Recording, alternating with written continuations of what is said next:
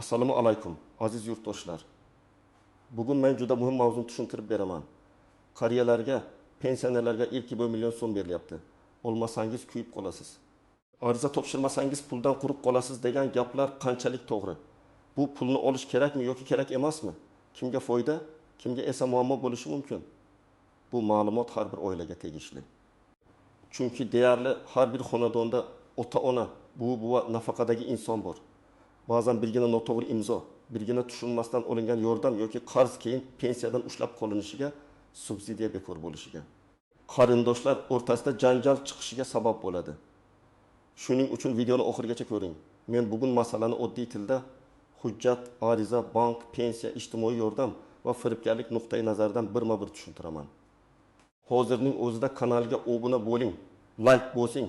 Chunki bunday ma'lumot kechikib eshitilsa, odam pulidan ham, asabidan ham ayrilishi mumkin. Avval qanday edi? Oldin ko'pchilik pensionerlar pensiyasini asosan naqd pul shaklida olardi. Mahallada hamma bir-birini tanirdi, pochtachi kelardi, bank kartasi bo'lsa ham ko'p ishlatilmasdi. Davlat tomonidan beriladigan yordamlar ham ko'pincha mahalla, hokimlik, pensiya jamg'armasi yoki tegishli tashkilot orqali tushuntirilardi. Ya'ni odam qaysi pul pensiya, qaysi pul kompensatsiya, qaysi pul moddiy yordam ekanini ko'proq bilardi. Hozir esa vaziyat ancha o'zgardi. Pensiya kartaga tushadi. Ayrim yordamlar avtomatik hisoblanadi. Ayrim to'lovlar uchun ariza kerak bo'ladi. Ayrimlari esa faqat ma'lum toifaga beriladi.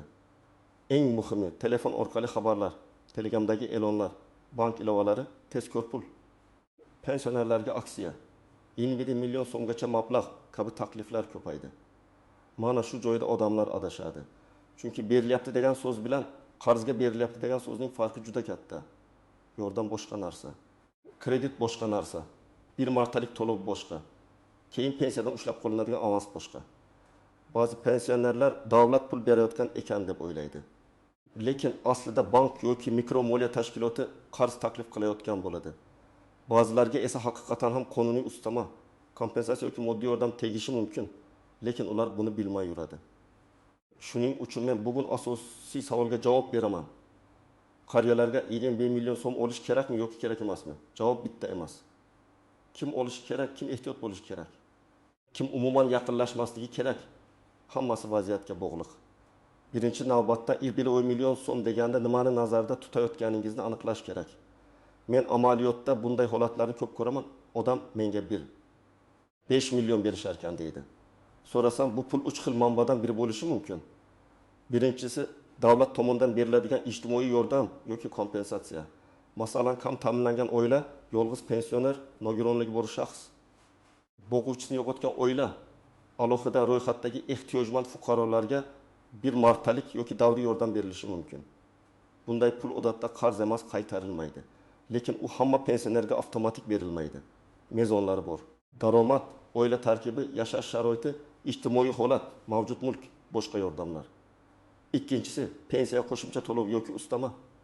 Ba'zi toifalarda, masalan, urush qatnashchilari, mehnat fronti vakillari, nogironligi bo'lgan shaxslar, alohida xizmat ko'rsatgan fuqarolar, yolg'iz yashovchi keksalar, parvarishga muhtoj pensionerlar uchun turli ustamalar yoki imtiyozlar bo'lishi mumkin. Bu ham hamma uchun emas, hujjat bilan tasdiqlanadi. Uchinchisi, eng xavfli tomoni, kredit, mikroqarz, avans yoki pensionerlar uchun qulay pul taklifi. Tashqaridan qaraganda 10 million so'm oling deyishadi. Lekin shartnomani ochib qarasangiz, foizi bor, komissiyasi bor. Kechiksa jarimasi bor. Pensioner bugun 21 million oladi. Keyin 3 oy, 6 oy yoki 12 oy davomida pensiyasidan ushlab qolinadi. Ba'zan 21 million olgan odam jami 21,2 million yoki undan ham ko'proq qaytaradi. Endi kimlar xavotir olishi kerak? Men birinchi navbatda telefoniga notanish odamlar qo'ng'iroq qilayotgan pensionerlarni ogohlantiraman. Pasportingizni yuboring, kartangiz raqamini ayting. SMS kodini aytsangiz pul tushadi. Sizga 5 million tasdiqlandi degan gaplar juda xavfli. Hech qachon SMS kodini aytmang. Hech qachon bank kartasining orqa tomonidagi kodni bermang. Hech qachon pasport rasmini notanish Telegram akkauntga jo'natmang. Ikkinchi xavfli toifa, pensiyasi allaqachon qarzlarga bog'langan insonlar. Masalan, pensionerning pensiyasi 1 million 200 ming so'm bo'lsin. U doriga 400 ming, kommunal to'lovga 200 ming, oziq ovqatga 500 ming sarflaydi. Qo'lida deyarli hech narsa qolmaydi. Agar u yana 2010 million so'm kredit olsa va har oy 2,300 ming so'mdan ushlansa, u odam keyingi oyda oddiy non, dori yo'l puli masalasida qiynalib qoladi. Shuning uchun hozir olib turay. Keyin ko'ramiz degan yondashuv pensioner uchun juda xavfli. Uchinchi toifa farzandlari yoki qarindoshlari bosim qilayotgan qariyalar. Hayotiy misol, buva pensiya oladi, o'g'li ota sizning nomingizga 50 million chiqarkan. Olib bering, keyin o'zim to'layman deydi. Ota ishonadi. Pulni olib beradi. 1-2 oy o'g'li to'laydi, keyin to'xtaydi. Bank esa o'g'ilni emas, shartnoma egasini taniydi. Ya'ni buvaning pensiyasidan ushlab qoladi. Natijada da ota ham xafa, farzand ham noqulay, oila ichida katta muammo paydo bo'ladi. Endi kimlar unchalik xavotir olmasligi mumkin? Agar sizga berilayotgan mablag' haqiqatan ham davlat ijtimoiy yordami bo'lsa, hujjatli asos bo'lsa, mahalla yoki rasmiy portal orqali tasdiqlangan bo'lsa, qaytarish sharti bo'lmasa, unda qo'rqish kerak emas. Lekin baribir aniqlashtirish kerak. Bu pul bir martalikmi, doimiy, keyingi boshqa yordamlaringizga ta'sir qiladimi? Qayta hujjat topshirish kerakmi? Masalan, bir yolg'iz yashovchi pensioner ayolni olaylik. Uning pensiyasi 900 ming so'm, farzandlari yo'q yoki boshqa joyda, uyida ta'mir talab, sog'lig'i yaxshi emas. Mahalla uni ehtiyojmand sifatida ro'yxatga kiritgan bo'lsa, unga bir martalik moddiy yordam berilishi mumkin. Bu holatda 20 million so'm haqiqatan ham katta yordam.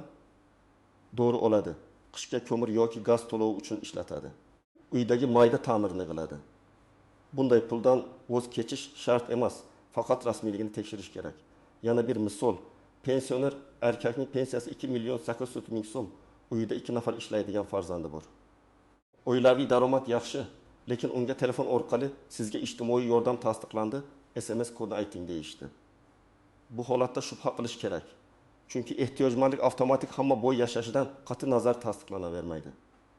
Telefon orqali SMS kod so'rash esa deyarli har doim firibgarlik belgisi. Yana bir real vaziyat. Bu bank ilovasida 20 million so'mgacha pul degan taklifni ko'rdi. U davlatdan bonus ekan deb o'yladi. Aslida bu kredit limiti bo'lishi mumkin. Agar bosib shartlarni o'qimasdan tasdiqlasa, mablag' kartaga tushadi. Keyin qarz sifatida qaytarish kerak bo'ladi. Shu sababli har bir olish tugmasidan oldin bu yordammi yoki qarzmi degan savolni berish shart. Endi eng muhim nozik jihatlarga o'tamiz. Birinchi nozik jihat, hamma rasmiy ko'ringan narsa ham bepul pul degani emas. Bank ilovasi rasmiy bo'lishi mumkin, lekin undagi taklif kredit bo'lishi mumkin. Kreditning o'zi qonuniy, lekin u yordam emas. Demak, muammo bankda emas, odamning tushunmasdan rozilik berishida. Ikkinchi nozik jihat, komissiyasiz degan so'z har doim foizsiz degani emas. Ba'zi joylarda xizmat haqi yo'q deyishadi, lekin foiz bo'ladi. Ba'zilarda foiz past deyishadi, lekin sug'urta, SMS xizmati, hisob yuritish muddatidan oldin yopish shartlari bo'ladi. Pensioner uchun bularning har biri muhim. Chunki pensiya oylik daromad u cheklangan. 1 ming so'm ham qari odam uchun katta pul bo'lishi mumkin. Uchinchi nozik jihat, agar pensioner nomiga qarz olinsa, qarzni olgan odam emas, hujjatda kim ko'rsatilgan bo'lsa, o'sha javobgar. Pulni nevaram ishlatdi, o'g'lim olgan edi, kelinim iltimos qilgandi degan gap bank uchun asos bo'lmaydi. Shartnomada buvaning yoki buvining nomi turgan bo'lsa, javobgarlik ham ularda bo'ladi. To'rtinchi nozik jihat. Ijtimoiy yordam boshqa imtiyozlarga ta'sir qilishi mumkinmi? Har doim ham emas, lekin ayrim holatlarda oilaning umumiy daromadi qayta hisoblanishi mumkin. Masalan, siz kam ta'minlangan oila sifatida nafaqa, bolalar puli, kommunal kompensatsiya yoki boshqa yordam olayotgan bo'lsangiz, yangi tushgan daromad yoki rasmiy to'lov keyingi tekshiruvda hisobga olinishi mumkin. Shu bois bir martalik yordamni olishdan oldin mahalla yoki ijtimoiy himoya bo'limidan bu to'lov keyingi yordamlarga ta'sir qiladimi deb so'rash kerak.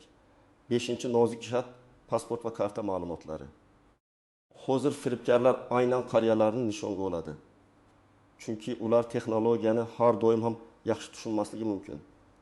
Firibgar qo'ng'iroq qiladi, men bankdanman, sizga 20 million tushadi, faqat kodni ayting.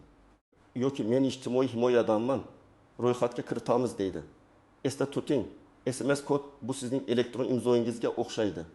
Uni aytsangiz, pulingiz ketishi, nomingizga kredit rasmiylashishi yoki kartangiz bo'shatilishi mumkin. 6-nozik jihat. Ariza berish bilan pul avtomatik tushmaydi.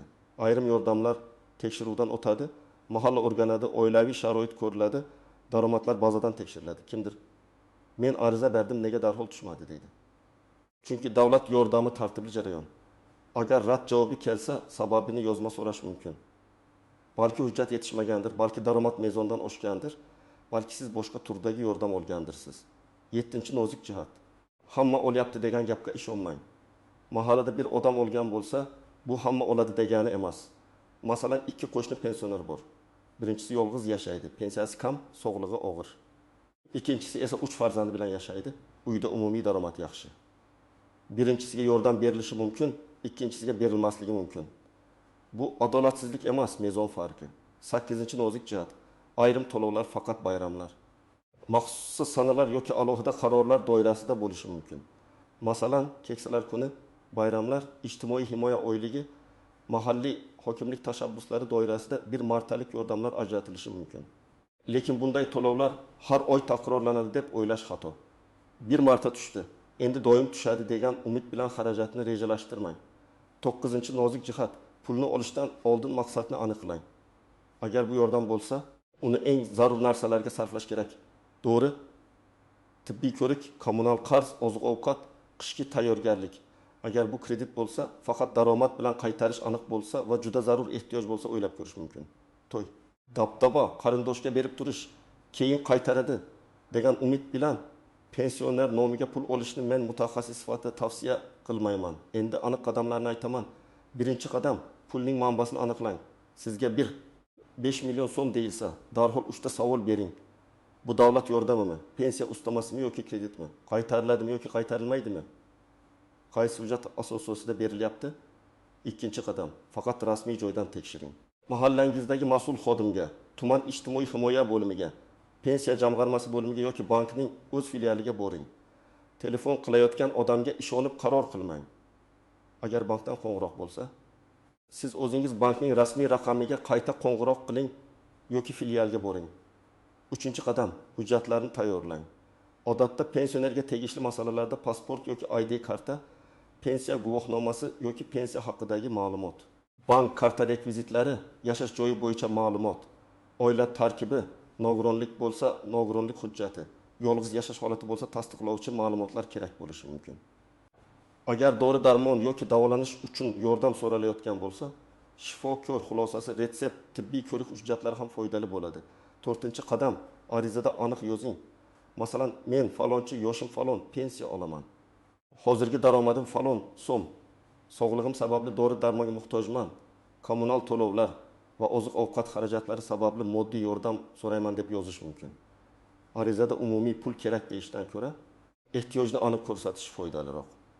5-qadam, agar sizga kredit taklif qilinsa, shartnomani o'qimasdan imzo qo'ymang. Men tavsiya qiladigan savollar: jami qancha qaytaraman? Har oy qancha ushlanadi? Foiz stavkasi qancha? Kechiksam jarima bormi? Muddatidan oldin yopsam qo'shimcha to'lov bormi? Sug'urta yoki komissiya bormi? Pensiyamning qanchasi qoladi? Shu savollarga aniq javob olmaguncha rozilik bermang. 6-qadam, farzandlar bilan ochiq gaplashing. Agar ota-onangiz pensioner bo'lsa, ularga hech kimga SMS kod aytmang, kartani bermang, pasport rasmini yubormang, shartnomaga biz bilan maslahatlashmasdan imzo qo'ymang deb tushuntiring. Bu hurmatsizlik emas, himoya. Qari odamni aldagan firibgarlar juda ko'p. Shuning uchun oilaviy nazorat kerak. 7-qadam, agar allaqachon tushunmasdan kredit olgan bo'lsangiz, vahimaga tushmang. Bankka boring, shartnoma nusxasini oling, qarz qoldig'ini so'rang. To'lov jadvalini tekshiring. Agar sizni aldashgan bo'lsa, ichki ishlar organlariga, bank xavfsizlik bo'limiga, iste'molchi huquqlarini himoya qiluvchi tashkilotlarga murojaat qiling. Agar SMS kodini aytib qo'ygan bo'lsangiz, darhol bank kartasini blok qildiring. 8-qadam, pul tushgan bo'lsa, uning nomini tekshiring. Bank ilovasida yoki hisob ko'chirmasida to'lov maqsadi yozilgan bo'ladi.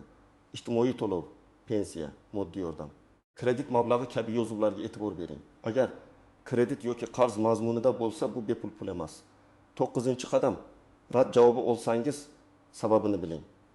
Sizga berilmaydi degan og'zaki gap bilan to'xtab qolmang. Qaysi mezon bo'yicha rad etildi?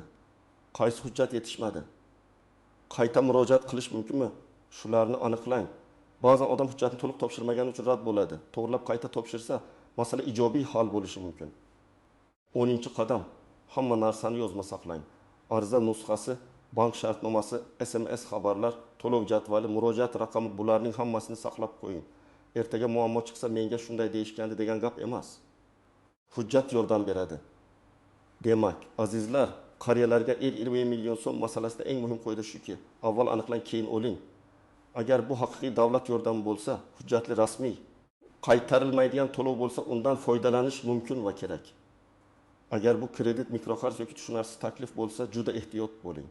Ayniqsa SMS kod, pasport, karta ma'lumotlari va shartnomaga imzo masalasida shoshilmang. Men ekspert sifatida shuni aytaman. Pensioner uchun eng xavfli narsa pul olmaslik emas, tushunmasdan qarzga kirib qolish.